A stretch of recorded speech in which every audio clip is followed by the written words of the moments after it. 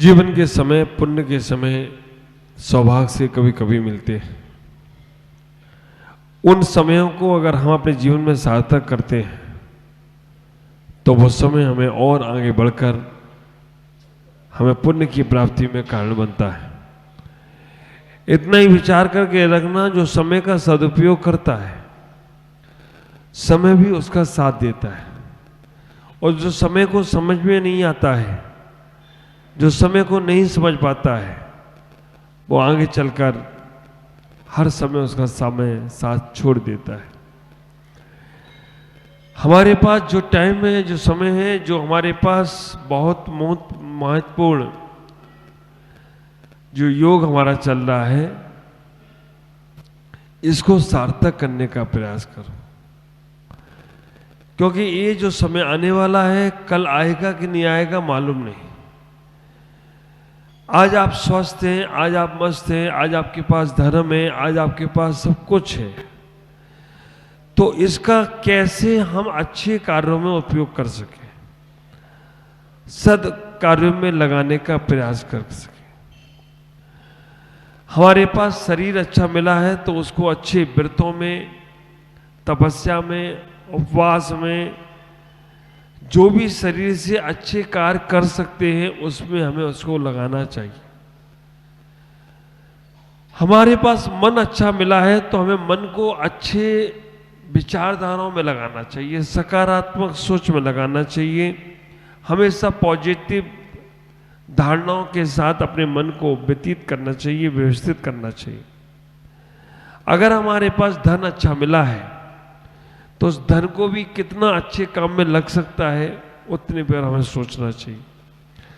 और जीवन अच्छा मिला है तो जीवन का वही सदुपयोग हमें करते रहना चाहिए। हम सोचते हैं कि हम कल कर लेंगे, कल कल करते करते काल तो आएगा लेकिन कल आने वाला नहीं है। देखो, हम कल आए थे यहाँ पर, आपने बोला एक दिन और हमें दे दो महाराज, तो दे दिया मैंने। आप विचार करके रखना वो कल कितनी जल्दी आ गया, और आने के बाद आज जाने का नंबर भी आ गया। आप विचार करके रखना कि कल के बाद आज, और आज तो आप लोगों की सबकी बम बम हो गई, होली दिवाली हो गई, हर घर में ले गए। हमारे अध्यक्ष जी ऐसी अवस्था में भी हर घर में, एक घर रह गया था मुन्ना भाई का, तो वो भी कह दिया महाराज फिर दोबारा से सब घरों में चलो। आप विचार करके रखना, ये सारा का सारा पूरा मेहीजाम, चितरंजनपुर आज हमने घूम लिया हो तो कोई आश्चर्य की बात नहीं। लेकिन इससे कुछ शिक्षा आपको लेना पड़ेगी, क्योंकि आपका पुण्य है कि साधु संतों का आवागमन यहाँ होता है। वैसे तो कोई साधु सीधे चले जाते हैं, लेकिन कोई आते हैं तो हमें उस समय का सदुपयोग करके अपने जीवन को अच्छे से अच्छा बनाना। कल करते करते काल आ जाएगा लेकिन कल आने वाला नहीं। हम अपने शरीर को, जीवन को, तन को, मन को, धन को कितने अच्छे कार्यों में लगा सकते हैं, उस पर विचार करो। बुरे कार्य करने में बहुत सारे लोग पड़े हैं, बुरे विचार के लिए बहुत दुनिया पड़ी है, अच्छे कार्य को करने का प्रयास करना है। आप विचार करो। एक छोटा सा उदाहरण आपको देने का प्रयास कर रहा हूं। जिनागम का छोटा सा उदाहरण है। जिनागम में जब तीर्थंकर आदिनाथ भगवान को, भरत चक्रवर्ती को राजपाट सौंपकर जब वो जाने लगे, भरत चक्रवर्ती ने अपने पिता आदिनाथ का बहुत बहुमान किया, सम्मान किया। तपस्या को वो चले गए तो राजपाट जब कर रहे थे भरत चक्रवर्ती, आप विचार करके रखना, राजपाट करते समय अचानक उनके पास 3 उपलब्धियां प्राप्त हुई, 3 बहुमूल्य चीज प्राप्त हुई, 3 उनके जीवन की बहुत बड़ी उपलब्धियां उन्हें मिली, और उनकी तीनों की खुशियां उन्हें करना चाहिए था, लेकिन उनने किस खुशी का सम्मान किया। भरत चक्रवर्ती अपने राजमहल में बैठे हैं, अयोध्या में बैठे हैं, एक सैनिक आकर बोलता है, महाराज आपके रानीवास में आपकी रानी को, पटरानी को पुत्र नहीं होते, केवल चक्रवर्ती की पटरानी को पुत्र नहीं होते हैं, बाकी के सभी पटरानियों को पुत्र होते हैं।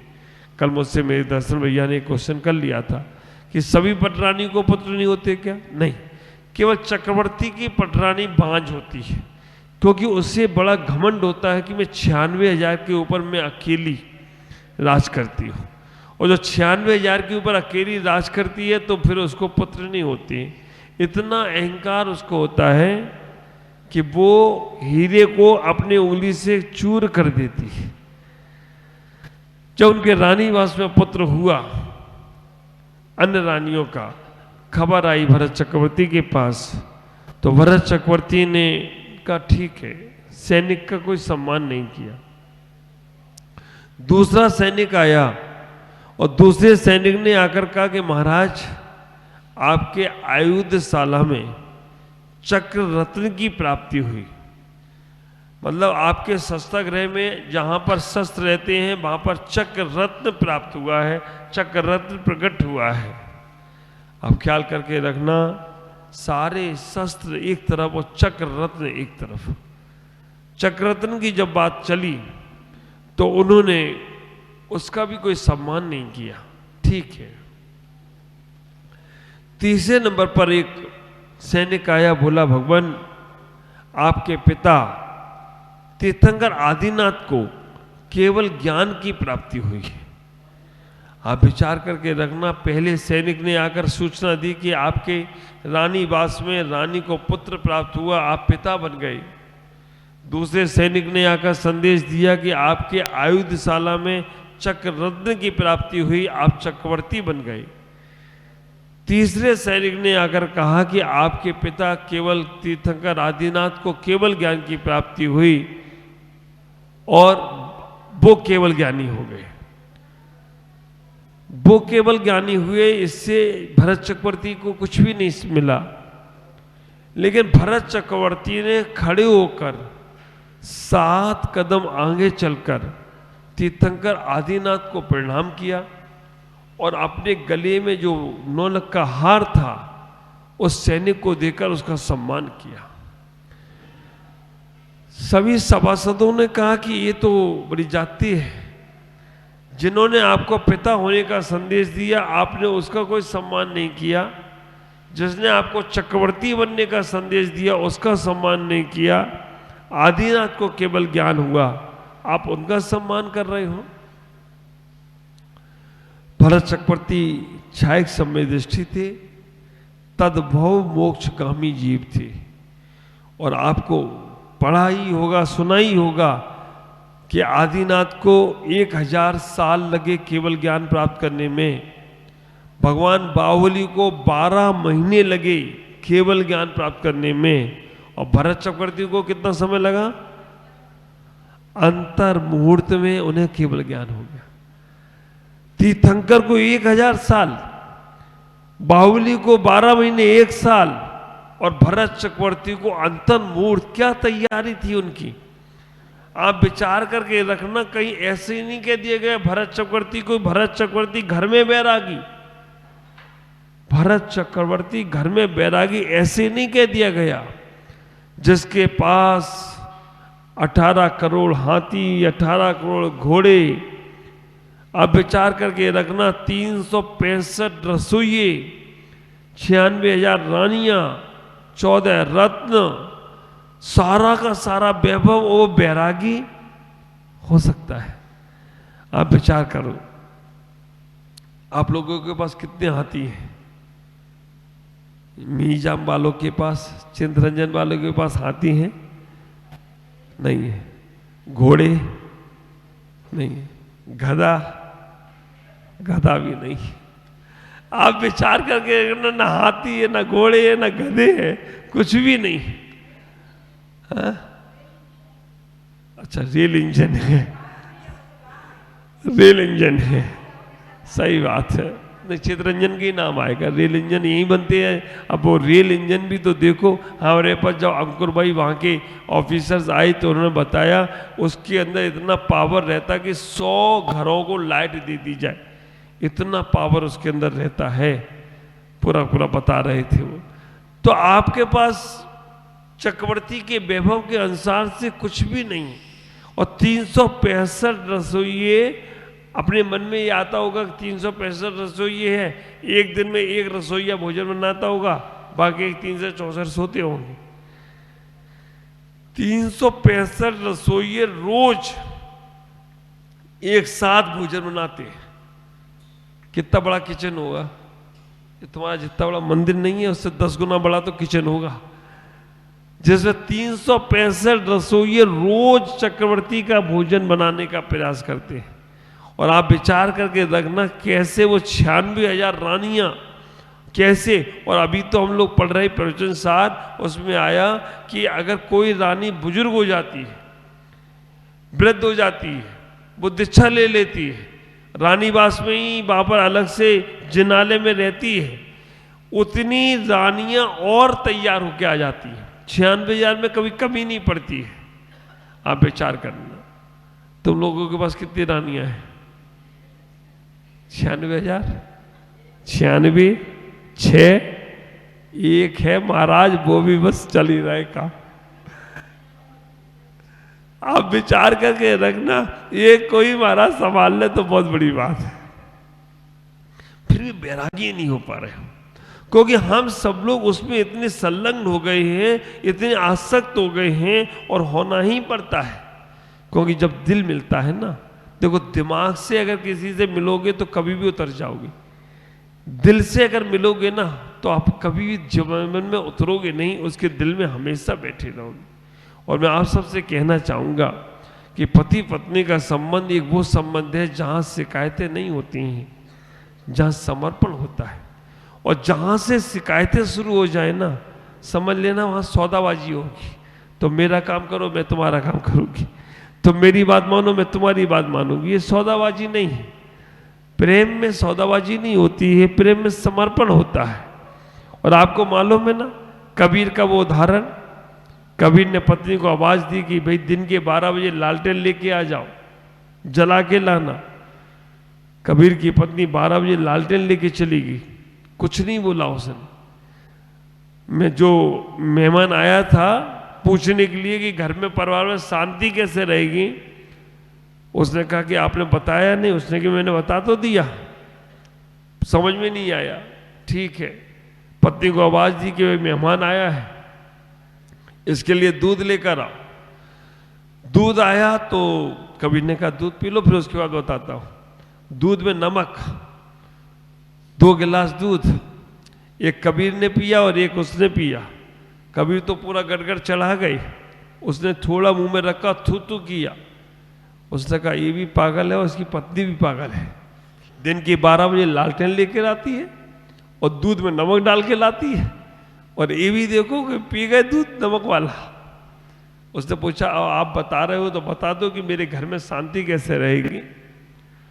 उसने कहा कबीर ने मैंने बता तो दिया, एक बार नहीं 2 बार बता दिया, अब तुम नहीं समझ दो क्या? उसने कहा मुझे समझ में नहीं आया। उसने कहा देखो कबीर ने कहा कि दिन के 12 बजे जलती हुई लालटेन मैंने बुलाई, मेरी पत्नी ने तर्क नहीं किया, क्यों 12 बजे क्या जरूरत पड़ी, और वो भी जलाकर उसने लाकर रख दी।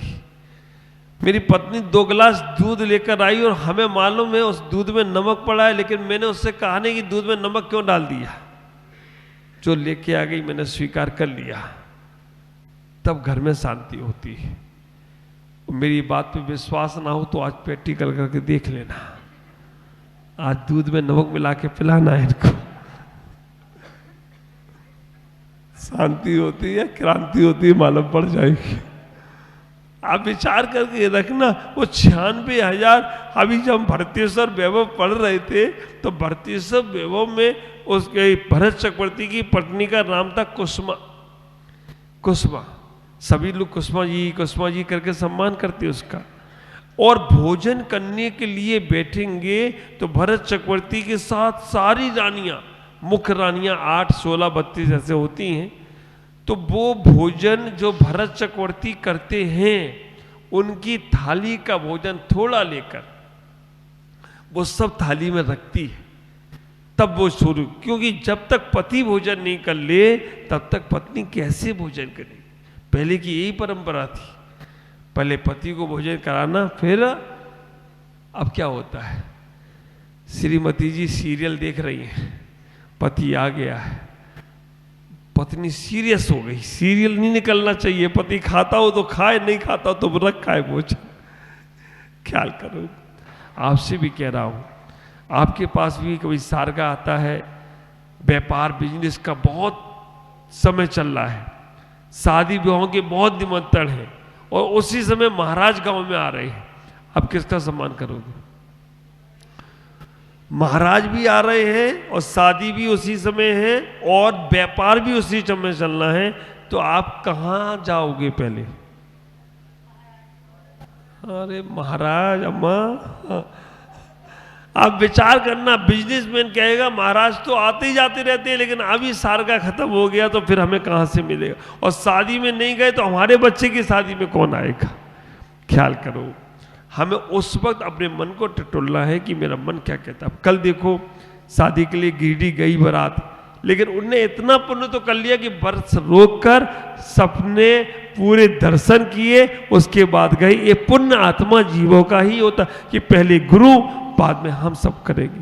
आज इतना ही कहूँगा, कभी भी धार्मिक कार्य आए, अच्छे कार्य आए, उन्हें कल पे मत टालना, क्योंकि कल मौका मिले नहीं मिले, इसलिए हमेशा करते रहना। आपका जीवन मंगलमय हो, समाज में सबका विकास हो, सब स्वास्थ्य लाभ रहे, धर्म की भावना बढ़े। बच्चों को रोज नहीं तो संडे के संडे मंदिर जरूर लाओ, अभिषेक कराओ, पूजन करना सिखाओ, तभी तुम्हारा जीवन सार्थक होगा। ओम नमः जय गुरु।